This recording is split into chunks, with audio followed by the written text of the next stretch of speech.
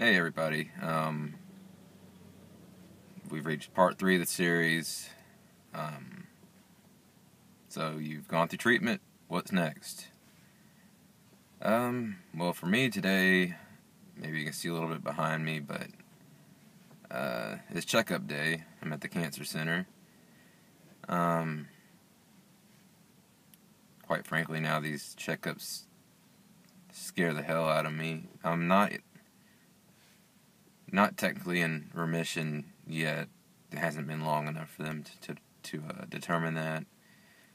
I absolutely hate going to this place. I guess because it reminds me of all the hell I had to go through with treatment and everything. Matter of fact, last time I was here, they had to put me in one of the treatment rooms, and they probably will again today because they have to flush my port, and kind of started having a panic attack. And that leads me to what I'm talking about today. The diagnosis is kind of tough to deal with. Treatment's really tough to deal with, but for me the worst part has been after treatment to now. And by that I mean physically I may feel better than I did right after treatment, but now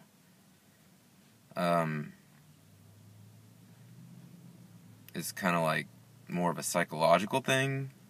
Like I have to see a psychiatrist now, a therapist. They have me on antidepressants, anti-anxiety meds, which are helping somewhat. But part of the reason I'm, doing this series too is not only to help somebody else, to also help myself try to get over some of these fears. I have like real bad social phobia. Well, they used to call it social anxiety, now it's actually called social phobia. And the meds are helping with that enough that I can do something like this. A few months ago, I wouldn't even have done this. And now here I am. But there's constant reminders out there of, well, let me start first. One of the first things I felt after they came back and said the PET scan looked good was guilt. I guess they would call it kind of like survivor's guilt, where I was like, okay, that's great news, but at the same time, I don't feel happy about it. I can't feel happy knowing that my cancer may be gone, but there are millions of others out there at the same time being told that, they have weeks or months to live. There are children going through it. Matter of fact, one specific thing I remember was before I moved back here to Indiana, I worked at a job in South Carolina delivering office supplies, and I had to deliver to a hospital system. Part of that included a children's hospital and a cancer center, and seeing all these patients every day. But I remember one in particular. It was a child about 3 or 4 years old, and like they had these wagons that they could pull the kids around in, to take them outside or whatever. The child was obviously going through chemo, was on oxygen, just didn't look like too great. And then what I really, really remember was I briefly made eye contact with the child's mother. And it's like in that moment, it's like all the pain and everything inside of her kind of transferred to me, if that makes any sense. Like her eyes were puffy, tired, but it was like she wanted to cry but couldn't because you have to remain strong, for the child. And it almost felt like something spiritual. Like in that moment, it's like all her pain transferred to me. And I don't know if I've ever told anybody this, but I actually immediately went to the bathroom and like just broke down. Like, I wondered why. Like, why do children have to go through this? Why does anybody have to go through this? Of course, nobody has the answer to these questions. I mean, I know a lot of people are going to say, like, oh, God chose you to go through this. Well, maybe. I don't know why God would choose for people to suffer. I have learned a lot from it. I've become a better person because of it. But now, quite frankly, I'm scared as hell every day that it's going to come back and they're going to say that there's nothing they can do about it. I get constant reminders of seeing people on TV like, they were in remission, but then their cancer came back, and then a couple months later, they died.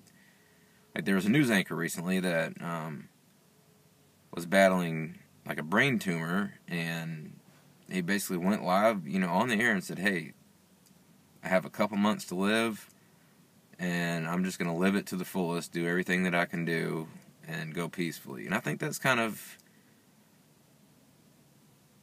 maybe how I would feel if I was told the same kind of news. It's the not knowing is the hardest part, the wondering, is it going to come back? Having to go, every month for these checkups, and then I'm sure today they're probably going to schedule my next PET scan, which, of course, I'm going to be scared as hell for, because they do the scan, and then it's like they make you wait forever for the results. And I've never even seen one of my PET scans. Like, they've never showed them to me, and I've never even asked to see them. I'm sure if I asked, they would show me, but I didn't even want to see. I guess part of the reason is they want you to keep hope, because apparently my first PET scan was just that bad. And then I watched The Fault in Our Stars last night, and John Green, I apologize, like, if you're ever going to see this, for not reading the book first, but now actually I'm going to go back and read the book, because my wife read the book first and said that it's incredible. The film was a very beautiful film, and if the book goes into even more detail, then I imagine it's that much better.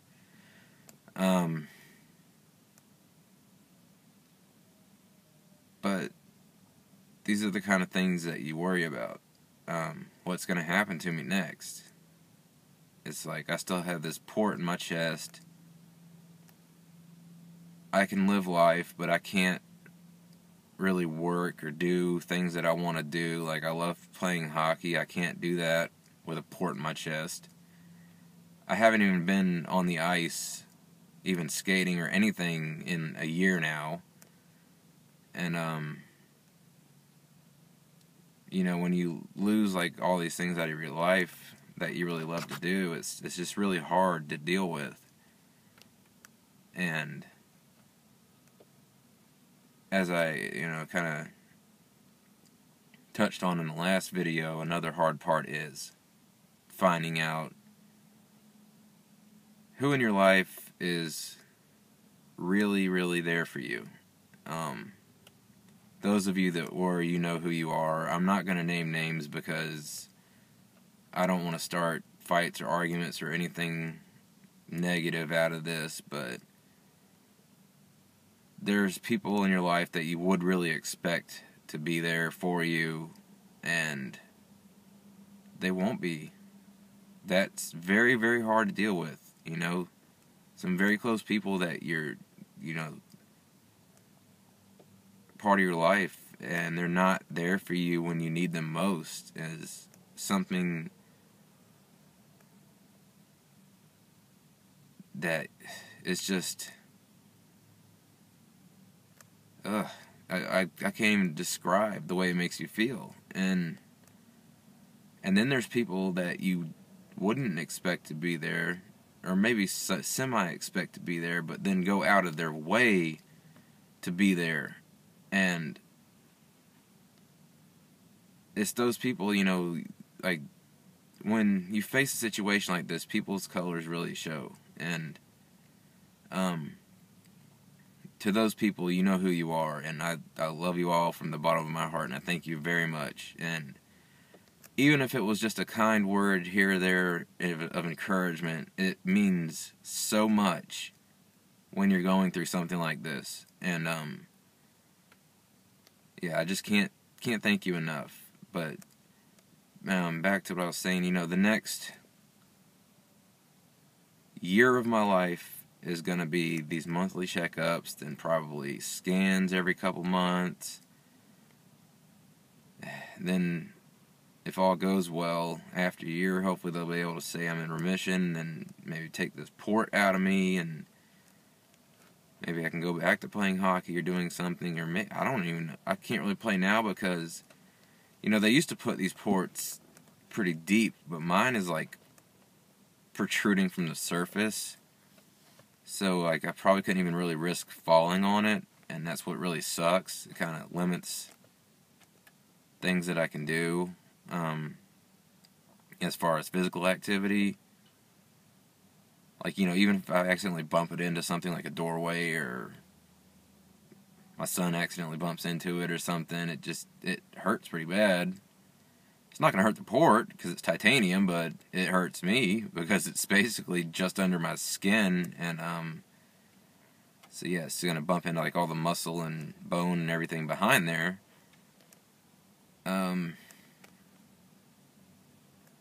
As far as my other problem I mentioned in the last video, I was supposed to have surgery. I had to cancel that because the insurance wasn't in their network. So I've been dealing with it for almost 3 years. I'll just keep dealing with it and do what I can, live with it for now. And, you know, I'm not gonna stop making these videos. This is gonna be the end of this series, but I'm gonna keep going with updates and other random things that may matter to me or you and talk about. I'm gonna post, you know, game stuff, news things. Keep this channel going because I think it's good for me, and hopefully it's good for you. Think if there's anything else I can add. I'm just trying to delay going in here because I don't look forward to it at all. You know, I've lost like 16 pounds since the last time they've seen me, so that's probably going to concern them. I think it's just a combination of the other medications, but I hope that's it anyway.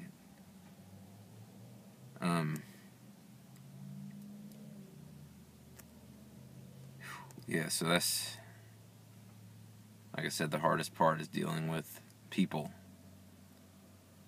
Trying to think if there's anything I can add. Oh, and if you're going through this, I will bring this up.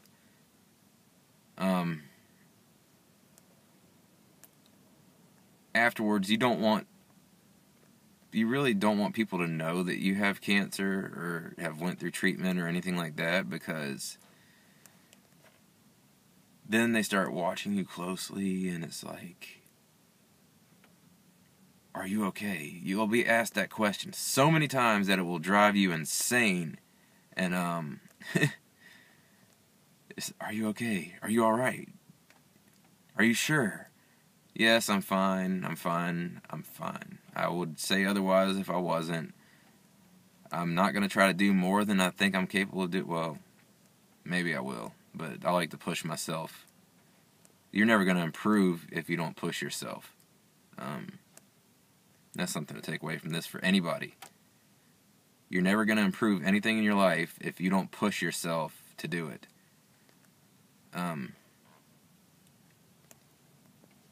So that's going to be it for this video. I said, leave a comment down below. Oh, also, I'll leave in the comments section after this how this appointment went, what they said, or if anything interesting happens. But, or I mean in the description. But anyway, comment, like it, dislike it, whatever you want to do. Please subscribe. I'm going to make more videos, like I said. You know, I got to go through these appointments once a month right now, and I'll probably put an update about my cancer care every time I go to an appointment or something, or afterwards, and let you know what happens.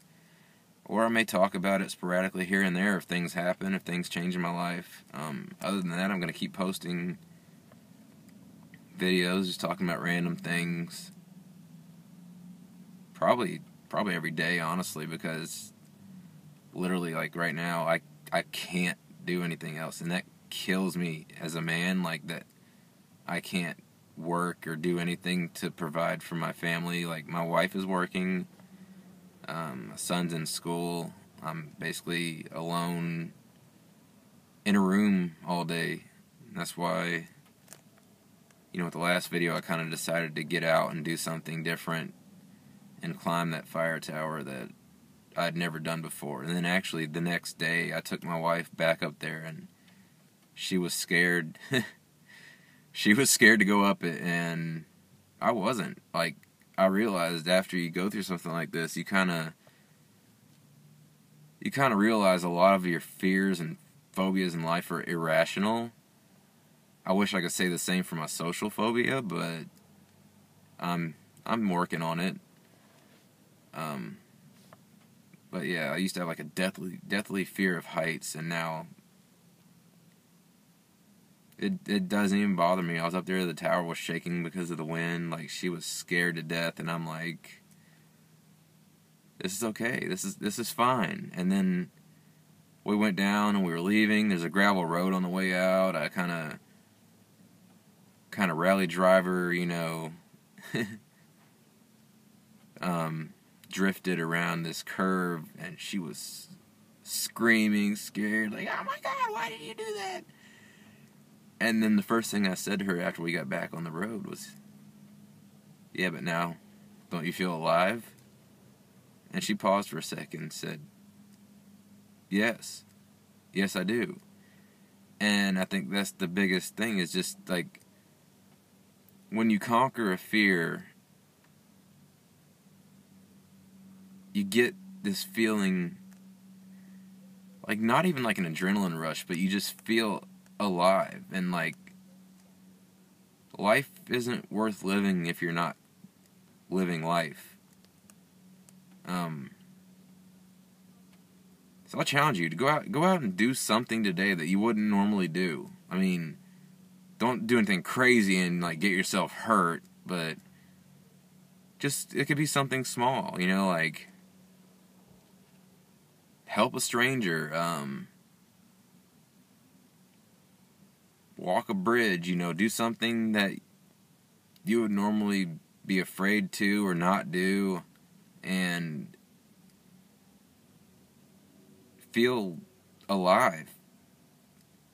That's pretty much all I got to say about that, is just go out, live your life, be alive, and till next time, have a good one.